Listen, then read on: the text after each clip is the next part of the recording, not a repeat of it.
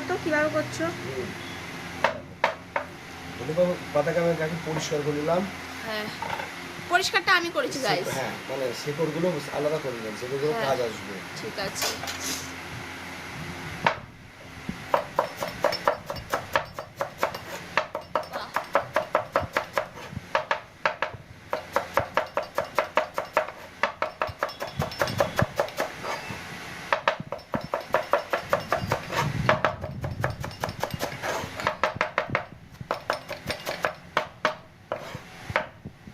মানে মিহি মিহি করতে হবে, মানে মোমোতে গেলে মুখে বাজবে না, কিন্তু টেস্ট পাবে।